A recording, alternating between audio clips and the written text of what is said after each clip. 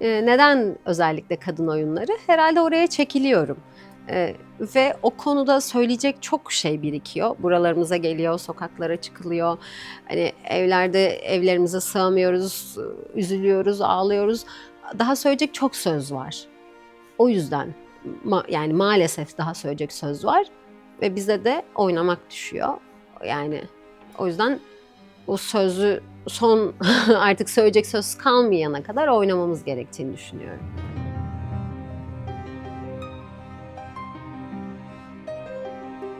İnsan olarak doğmuşuz bu dünyaya çok şükür. Neden bu kadar güzel kullanabileceğimiz enstrümanımızda, bedenimizde, ruhumuzda, beynimizde, kalbimizde güzel şey varken neden bunu tam tersine kullandığımızı ben de anlayamıyorum şu anda. Çok enteresan geliyor. Yani bahşedilmiş, güzel bir şeyler yaratabilmek hem kendimiz için hem toplum için hem dünya için hem evren için yaratabilecekken niye bunu tercih etmiyoruz bana da çok enteresan geliyor.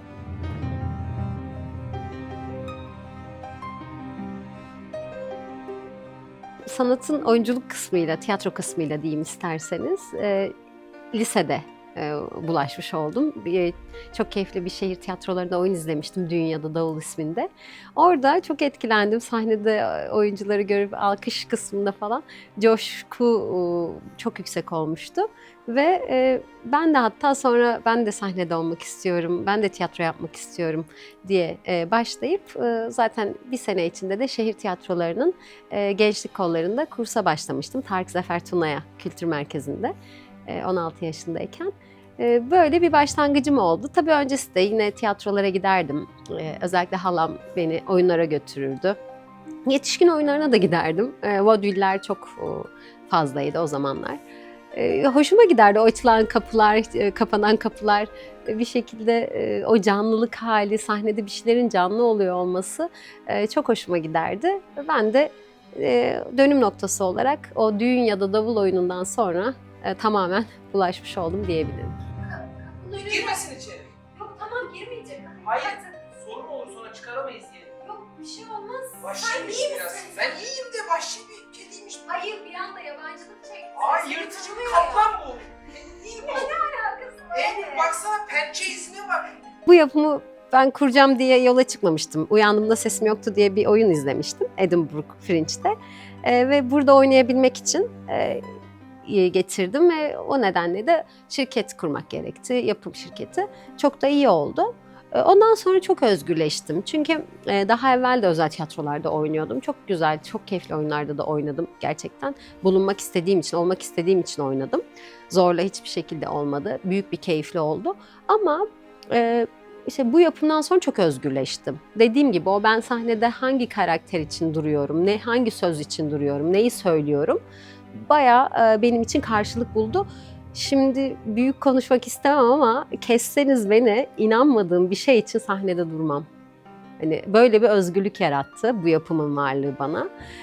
Tabii ki bu özgürlük de zorluk getiriyor. Ne kadar özgürüz? Yani ben söylemek istediğim şeyi söylemeye çalışıyorum. İstediğimiz oyunları sahnelemeye çalışıyoruz ama tabii ki sansür belki içeriden belki dışarıdan bunu kendi kendimi bazen baskılarken yakalıyorum. Vazgeçmeye çalışıyorum. Ama tamamen özgür müyüm? Olmaya çalışıyorum.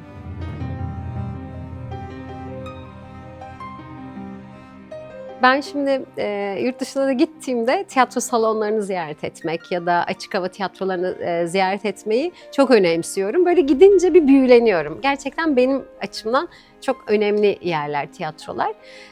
Kendim için de sahnede ya da tiyatroda olmak, dünyayla bağ kurmak. Dünyayla organik bağ, o atar damarı birleştirmek bana göre sahnede, tiyatroda olmak demek. Ya inanılmaz bir ifade alanı. Bir de hani bütün dünyada sahne aynı aslına bakarsanız. Bu sahneyi taşıyıp işte Belgrad'a koysanız yine aynı. Aslında aynı zemine basıyoruz. O yüzden benim için sahnede olmak dünyayla birleşmek, kendimle tekrar buluşmak, nefes almak. Yani bunları çok romantik bir yerden söylemek istemiyorum. Ama gerçekten romantik ve gerçekçi. Meditatif bir alan.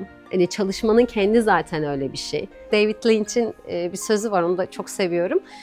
Yani diyor ki sahneye çıkınca işte film çekerken böyle kuyruğu sallanan hani köpekler gibi olasımız gelirse bu işi yapalım diyor. Gerçekten öyle. Yani burada da o kadar kıpır kıpır kuyruğumuz sallanırcasına hani bulunuyoruz ki ben en azından. O zaman işte değiyor ve hep orada olasım geliyor.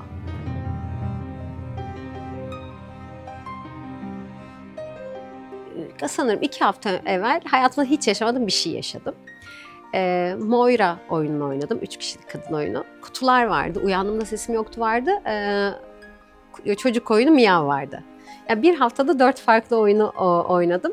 Oradan belki lafı açmak gerekirse daha evvel de var ama hani bu yapım özelinde gidersem eğer Uyandığımda Sesim Yoktu'yla aslına bakarsanız oyunculuk yolculuğum çok muazzam bir anlam kazandı. Çok genişledi. Gerçekten çok fazla şey yaşadık. Çok fazla iyi kötü şey yaşadık. O daha çok yani 2 kadın üzerinden giden ama kadının hem kendine yaptığı baskı, kendini de baskılıyor kadın, hem de toplumun yarattığı baskı, hem genlerine kadar artık anneannesinden bile işlemiş olan baskıyı sorgulayan bir oyun. Aslına bakarsanız Elaine iradesi çok kuvvetli bir kadındı. Ne? Evet, kimsenin kaprisini çekmezdi. Hayatı kendi bildiği doğrulara göre yaşardı. Annem tam bir rock yıldızı. Evet, boşanmıştı, bir kariyeri vardı, bir çocuğu vardı. Kendi ayakları üstünde durabilmek için bir erkeğe ihtiyacı yoktu. Tabii ki. Kutular daha başka, biçimi de başka. Daha dramatik tiyatro. Ötekinde 4. duvar yoktu mesela. Uyandığında sesim yoktu, burada var. Bu ilişkilerle ilgili. Yani yalnızlığımızı kiminle paylaşıyoruz? Yalnızlık paylaşılabilecek bir şey değil. Belki de yalnızlık açılabilecek. Kutu gibi belki açılıp bu da benim yalnızlığım ya da bu da benim bir şeyim diyebilmek. Kutularda da bu iç yolculuğu incelemeye çalıştık. O yüzden onun da yeri bambaşka. Yani güllük gülistanlık olan kısmı bizim şurada işte oynayacağımız 1 saatlik kısım. Orası zaten bütün dünyadan hani koptuğumuz, sahne üstünde artık o karakterler olduğumuz, o durumun içinde kendimizi var ettiğimiz o an inanılmaz güllük gülistanlık, yani içeriğinden bağımsız. Ama o ana getirene kadar işleri, o kadar çok arkada iş var ki bunu yapımcı taraftan söylüyorum. Oyuncu olarak da tabii ki o rolü çıkartana kadar, o karakteri bulana kadar bir sürü aşamadan geçiyoruz. Yapım tarafında da çok büyük zorluklar oluyor. Ya oyunun çıkması bir şey, devam etmesi başka bir şey, seyirciyle gerçek buluşma yaşaması bambaşka bir şey. Yani çünkü çok kıymetli bir sürü güzel oyun çıkıyor. Seyirci de İstanbul seyircisi özelinde belki hangisine gideceğim oluyor. Orada öne çıkan oyunlar bu derken orada varlık gösterip hadi bizim oyuna da gelini yakalayabilmek kısmı mesela oldukça zor oluyor. Ama yine de bilmiyorum, yapmakla alakalı galiba. Bazı sanatçı tamamen kendini ön plana çıkarmak için sanat yapabilir. Bakın bunda ben ne güzel yaptım demek için yapabilir. Kimisi işte bir şeyleri güzelleştirmek için yapabilir. O yüzden hani sanatın neden yapıldığı, neden sanat üretimi yapıldığıyla da alakalı. Yani çok her zaman da çoğu zaman da fazlaca egoların tatmin olduğu bir yerden de yapılıyor olabiliyor. Mesela orada bence belki kişiye fayda sağlıyordur psikolojik olarak, iyi geliyordur. Ona iyi geliyorsa çevresine de iyi geliyordur ama hani tüm sanat dallarında önceliklendirilen şeyin dünyayı güzelleştirmek olduğuna inanmıyorum ben. Öyle gibi gelmiyor bana. Ama bu da bir süreç. Yani neden güzelleştirmiyor? Bence dünyanın bir dengesi var herhalde. Yani tarihte de öyle. Çok kötü şeyler yaşanmış. Yaşanıyor şu anda da. Korkunç şeyler oluyor. Bu bir şekilde ya belki de yani insanoğlunun şeyinle alakalı mı? O karanlık yanıyla alakalı olabilir. Kedicik koş, ben bu sefer senin niye geldiğini çok iyi biliyorum. Birazcık salam, birazcık da su. Hayır. Biraz sevgiye ihtiyacım var. Kaptan, ben salam kesiyorum. Ya Salih! Başka bir şey istiyor ya. Hayattaki bütün problemler salam ve suyla çözülemeyebilir. Ama onlar hayvan değil mi kaptan? Ya Salih! Ne Bilmiyorum. istiyor çocuklar? Yani Türkiye'de ya da dünyada kadın sanatçı olarak, kadın oyuncu, tiyatrocu, yapımcı olarak üretmek şu nedenle zor olabilir.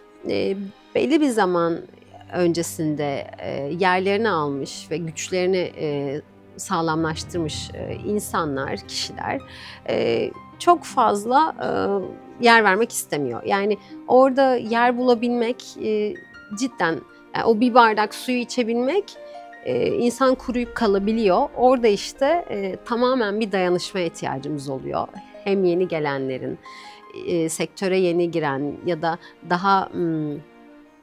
daha küçük başlayanlara ve hepimizin birbirine destek olması gerekiyor. Yani bunu da yine gerçekçi bir yerden hani söylüyorum. Birbirimizi görerek, giderek, duyurarak nasıl yapabiliriz bunu? Görmezden gelinerek olmuyor. Yani en fazla karşılaştığım zorluk benim, zorluk da demeyeyim, hani görmezlikten gelme hali. Ama varım ya da varız, varlar.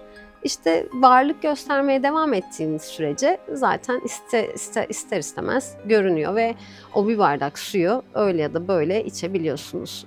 Sonra o su içmek aslında seyirciyle buluşmak.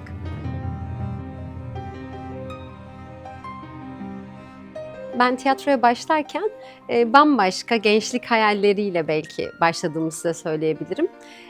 Daha ışıltılı, sahnede bir şeye can vermek, görünmek, belki orada var olmakla alakalı. Ama birazcık da nasıl görünüyorum acabaları da düşünerek bir varlık sergiliyor gibiydim. Zaman içinde bu çok değişti. Şekilde değiştirdi. Daha işin felsefesine, yani neden burada duruyorum'a kadar giden, yani ben burada hatta bu karakteri neden canlandırıyorum, emin miyim bu karakterin söylediği şeyi söylemekten, değil miyim'e kadar giden bir yolculuk oldu. Tabii derinleşerek katmanlandı, zaman zaman karardı, aydınlandı ama başlangıcında ben şey görmüşüm, yani sahneyi görmüşüm. Aslına bakarsanız içine girince arkasını, altını, üstünü hani çok katmanlı bir şekilde görme fırsatım oldu. Bu da tek bir renk getirmiyor. Yani ben ilk belki pembe gözlüklerle bakmıştım. Ama sonra içinde bir sürü renk olduğunu, gökkuşağı renklerini barındırdığını, siyahı, beyazı, griyi, bütün renkleri barındırdığını zaman içinde algılayabildim.